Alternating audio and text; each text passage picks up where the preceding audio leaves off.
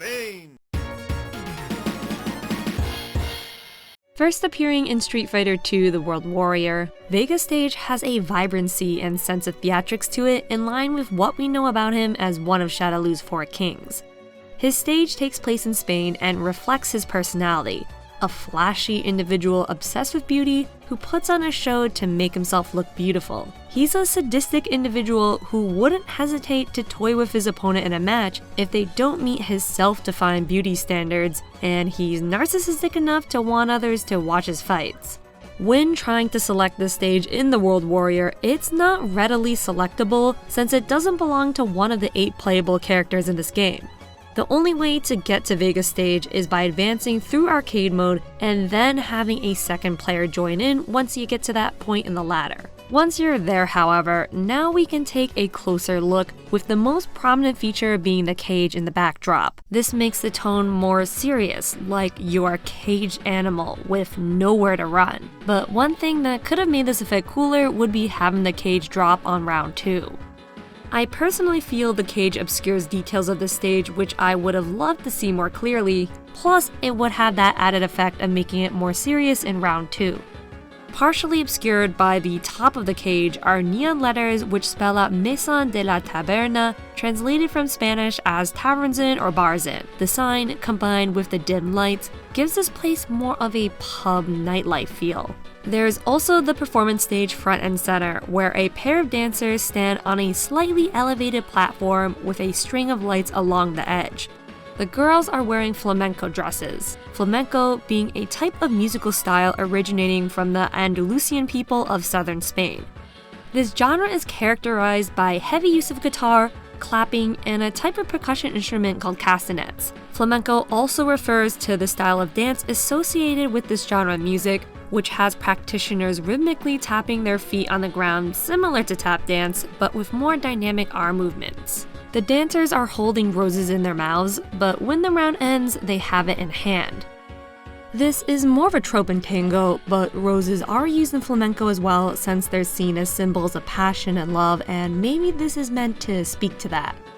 Behind the dancers are 2 guitarists, along with a large mural of a matador and bull, which helps flavor the atmosphere with the country's identity, since bullfighting is commonly associated with Spain. The practice is still seen in parts of Spain and Portugal and considered part of their cultural heritage, though there are many countries that have outlawed bullfighting since it's considered animal torture and abuse. The crowd watching the fight on both sides are mirror images of each other, and you can see more people towards the back and between arches, which gives the environment more of a medieval tone. Contributing to that as well are lanterns which appear lit by candlelight due to the flickering flame effect. Moving past the performance stage, there are stairs to the left and right, and lights that illuminate the floor underneath an overhang, giving the illusion that the cage is at a lower level than the rest of the backdrop. The color scheme also has a yellow tint to it, which helps contribute to that nightlife ambiance since the color blends with the lights underneath the performance stage and gives me very glitz and glamour vibes. And now let's talk about Vega's famous cage climb move. If you play as Vega on his home stage, you can actually interact with the cage and jump off of it as an attack, though in practice this isn't as useful as it might seem. While in some games you can get frames of invincibility while you're on the cage, the attacking move when you jump off is very telegraphed, making it easy for your opponent to avoid. You also can't control where Vega moves or how long he's up there for. The one time where it can be useful is when trying to run the timer out, where the player using Vega can use the move to stall. This unfortunately though has led to Vega's stage often being banned in tournaments.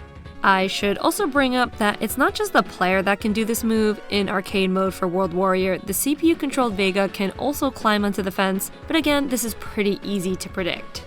Interestingly, according to some design docs, Vega's cage wasn't meant to be the only stage hazard in the game.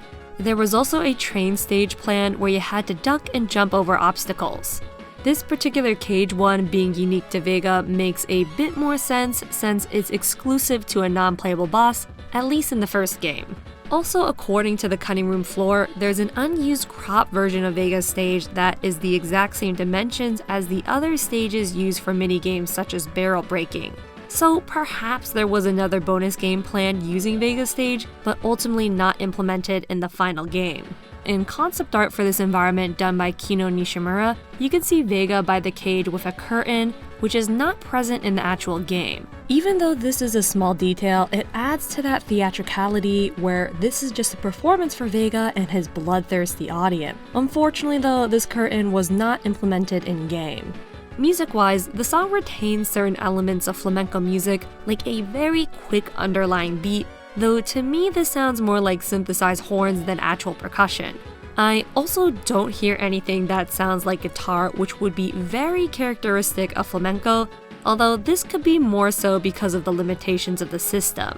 There's an underlying offbeat that almost sounds like clapping or maybe castanets, while the fast tempo and chord progressions add intensity. The tavern theme of the stage has a lot of charming details to it, with all of the onlookers surrounding the performance area, with musicians, dancers, and audience all alike watching the fight, drinks in hand. This fight is a performance starring you, the player, and Vega wants everyone here to see your bloody defeat at his hands. Tonally, it's quite different compared to some of our other Street Fighter II stages. While still action-packed, it strikes me as more sinister, the atmosphere laced with a false sense of celebration. Like, yes, the audience is cheering similar to other stages, but this time, they're cheering for your blood. The SNES version is essentially the same as before, but the song I like more because it hits harder with the cleaner and more prominent bass line. Stage changes are minimal. First off, the crowd is smaller, the dancers move back and forth from the center of the performance stage, and the dual guitarists are missing, but otherwise pretty much identical to the World Warrior. For Champion Edition and Hyper Fighting, you have a complete swap of the color palette where there's a cool toned purple and green color scheme. With the new challengers and Super Turbo, as opposed to many other stages in these games which got major updates, Vega stage only had a few minor ones. The sprites I don't think were changed at all, or perhaps have extremely minor tweaks. However, in Super Turbo specifically, they do move at a faster speed due to the sped up nature of the game.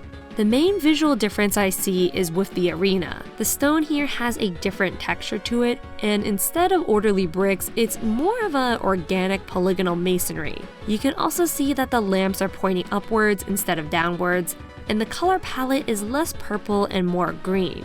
You also have a fence actively dropping in at the beginning of the match, whereas before it was there from the beginning. I personally really like this change because it feels more dynamic. Plus, you get to see more of the background without it being obscured by the cage. Combined with the updated color scheme, this version gives a colorful and energetic vibe, even more so than the previous one. Finally getting to talk about Street Fighter the movie, specifically talking about the arcade game first. The arcade and home console versions are basically different games and were produced separately, the arcade version being developed by Incredible Technologies. In the actual movie this game was based on, this version of Vega stage is located in the fictional Asian country of Shadaloo, but was filmed in Thailand in real life. In one of the earlier scenes towards the beginning, we see Ryu and Ken captured by Sagat for selling fake weapons. The pair are caught red-handed, and Ryu is forced into a seedy underground fight club run by Sagat. But just as the cage match with Ryu and Vega is about to begin, the fight is interrupted by Guile's UN forces. So you never actually see the pair fight, probably to save money and time by not having to do actual choreography. From the game itself, we see that the location of the cage fight is in a place called Tong Warehouse, where Shadaloo Tong is the name of the arms dealing group Sagat is running. With the arcade version, you can't select the specific stage you want, and if you attempt to join as player 2, it's randomized again, making it very annoying to try to get this stage specifically. But once you finally get to it, as with any Vega stage, you've got your fence, though this time the barbed wire is electrified as we see from this guy's pain reaction in the movie. So Vega probably was never gonna climb this, making Tong Warehouse the only version of the stage that Vega can't use his unique attack from. In terms of stage details, you can see windows that open to the outside, with the night sky and a helicopter flying around. Inside, there's a clock towards the back that counts down to the start of the match, much like in the film. It also seems to match the round timer speed as well. The names on the sign by the clock correspond to your characters, which adds some additional world building.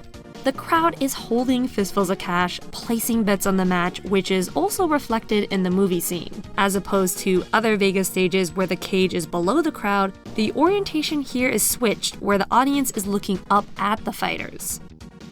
You also have a bunker to the left where you have a bunch of sandbags and a small structure at the top. This might be for defending the warehouse if someone attacks, since this is an arms dealing group.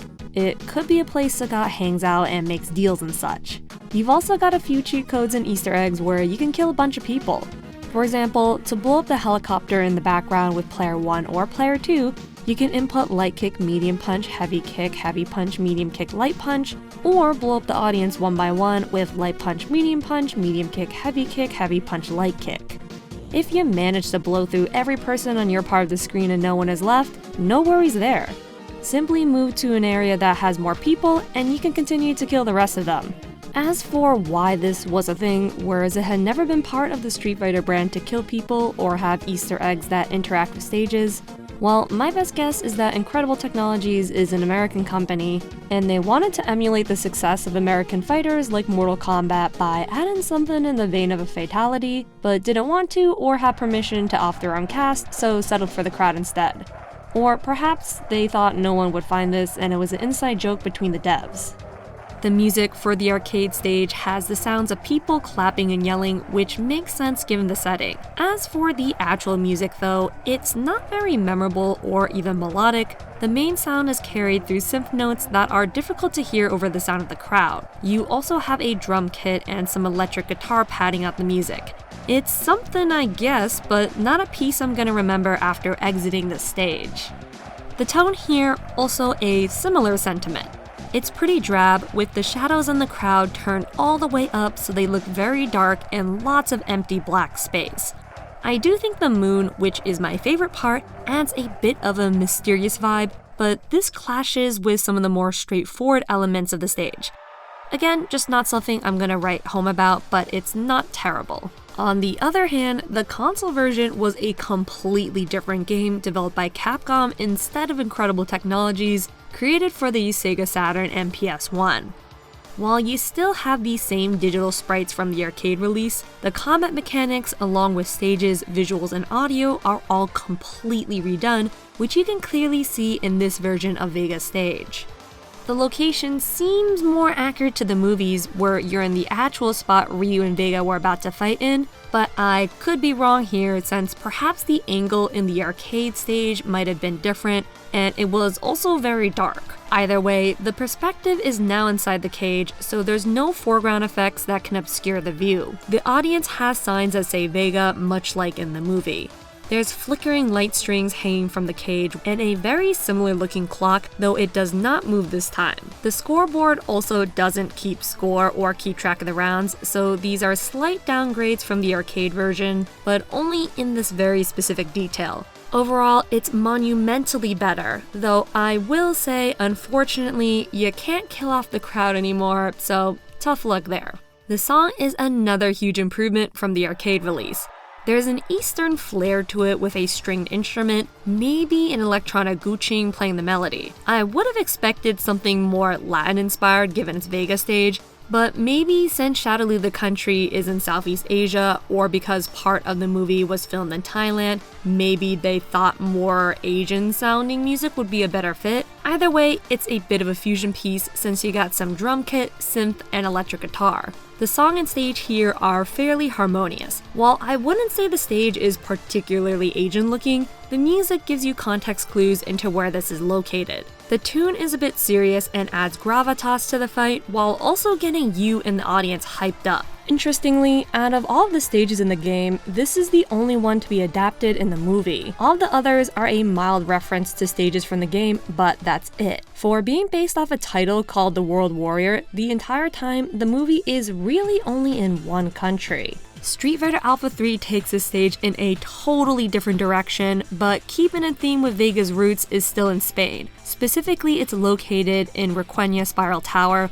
which I believe is made up for the purposes of this game and not based on any real-life location. Your characters start off outside the tower at nighttime, standing on tiled floor, with the stone flooring closer to the tower appearing more organic. Tone-wise, while initially not obvious, as you look closer, the stage gives off a bit of a Darkstalkers vibe, underlined by the full bright moon on the right side. There's also additional drama injected by the ocean and mountains in the distance. This is further reinforced in the story told about this stage from the All About Street Fighter 03 strategy guide, though this appears to be a fan book. I also can't verify if the English translation done by Joe Donge on Reddit is accurate, but if we take this to be true, it talks about the Spiral Tower and how it has another name, Tower of Roses, due to the curse placed on the roses that naturally grow there. The narrator of this story stumbles upon the tower after hearing about the curse from a local barkeeper. While approaching, they encounter a lone figure wearing a white mask, metal claws glinting in the moonlight. Enchanted by the sight of roses and the man, the individual stumbles forward in a trance to their unmentioned fate. It's an interesting story that contextualizes why the stage might have certain elements, such as the roses on the cage fence here. When it drops, you hear the clunking sound of it coming down, which is the perfect finishing touch. Despite this neat detail though, I'm not a huge fan of it being here. I do love the roses and the added drama, but it obscures the stage a little too much for my liking.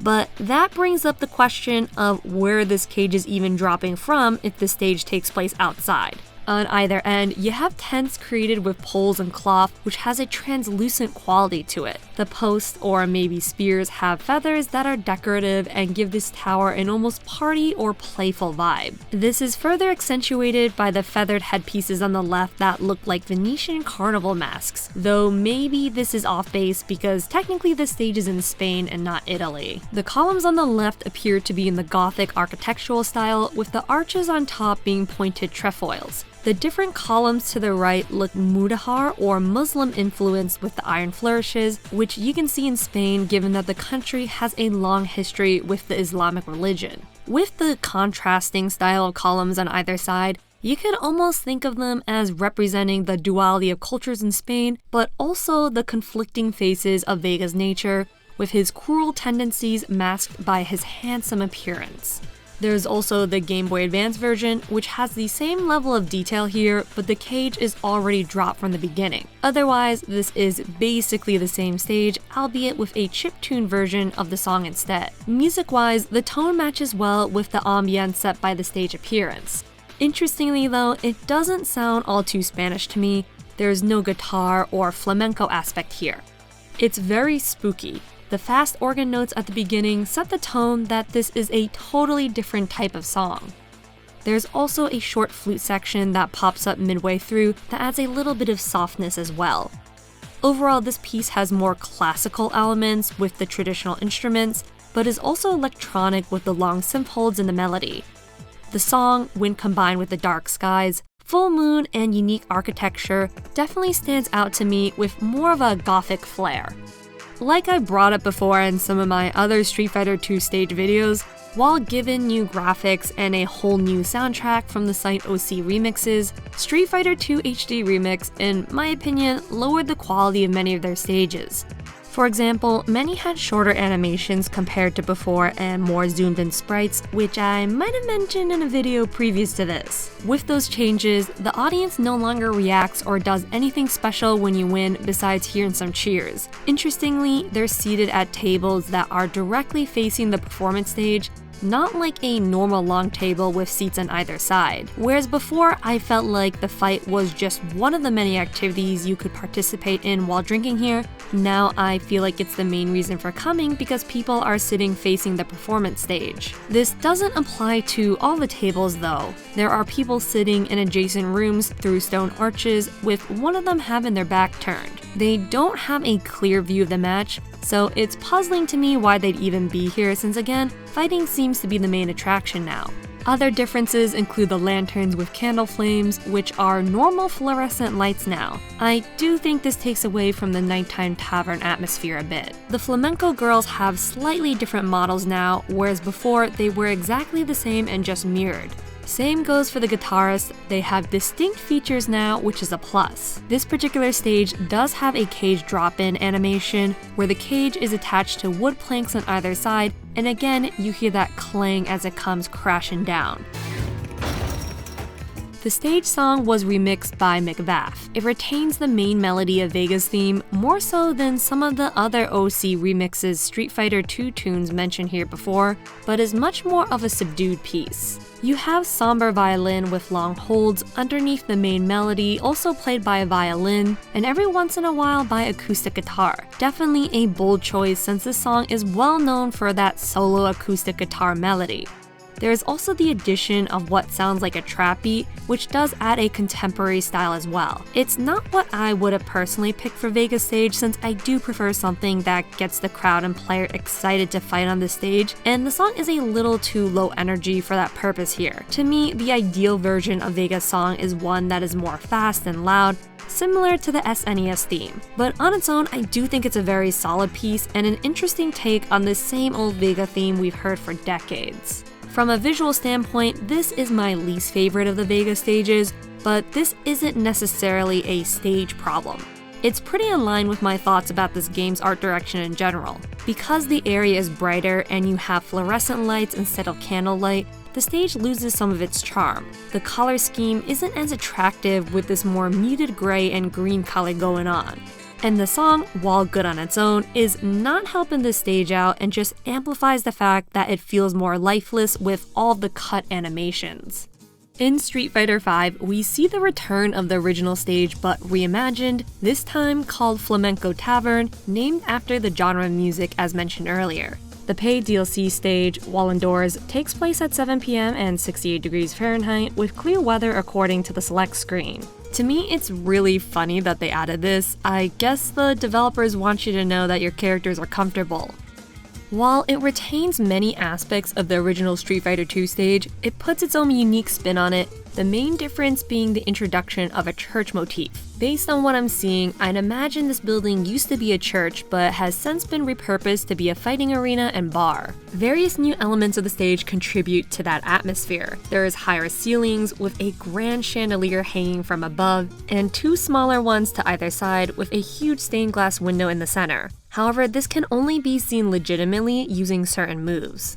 On the far left and right, there are paintings that add to that church decor. Another entrance and painting can be seen on the right side in the official Vega render, but I don't think this alternative entrance is actually in-game. Still being a tavern though, there are barrels which I assume are full with alcohol. The tavern sign has also changed where it's no longer a neon blinking sign and now says Maison de las Flores, which roughly translates to Flowers Inn. The performing stage is no longer flush against the wall, rather more towards the center of the room since you can see the barrels behind it. The lights underneath the stage also face downwards instead of up and glow with a yellow hue, so perhaps this version is more so based on the Street Fighter II World Warrior. These dancers are unaffected when your character hard knockdowns your opponent, but the audience in the back will lose its balance. This audience also has less people and is no longer mirrored on either side and will celebrate the victor at the end of a round. After the character intros, the cage now slides down at the start of the match and you hear that sound when it happens. Fight! The cage here is attached to the walls on either side, and with it of course you have the cage climb move, or as it's now called in this game, the Bloody Garden. It's not particularly viable even because when executing it as the player, Vega will just move around randomly with no real way to control it, though again, it can be used to stall for time. When the player executes this EX move, they can then do a punch or kick to do the Bloody Garden attack or Bloody Garden drop. Also, two Vegas can be on the cage at the same time, but the amount of time they're on the cage is random and not controlled by you, and I think this applies to all games where you can cage climb since it also works in Alpha 3. This version of Vega's theme is more modern, complete with electric guitar and drum set, but still retains that classic melody played by an acoustic guitar that we're all familiar with. There's now an accompanying counter melody played by the electric guitar as well that adds extra flair to this piece. It's distinctly flamenco sounding, but with the new element, this is more of a fusion, fresh take on the song. Overall, I would say that the stage is more grand and opulent with the addition of the church elements and the chandeliers. While it still retains that rustic-in ambiance, the newer elements inject some elegance into the picture, where it's less of a local town hangout and more of an attraction that both locals and tourists alike can go to grab a drink. Given that Vega has a very attractive appearance and is obsessed with beauty, a more elevated and classy stage like this is more his style. Outside of the occasional detour, Vega stage has been pretty consistently taverns across the decades of Street Fighter games, with the most defining feature being the cage. The cage is so iconic to this character given that Vega is the only one who can directly interact with it. The environment here is also well crafted, with a quintessentially European feel, and the musicians, dancers, and performance stage all add elements of Spanish drama that this character is well known for.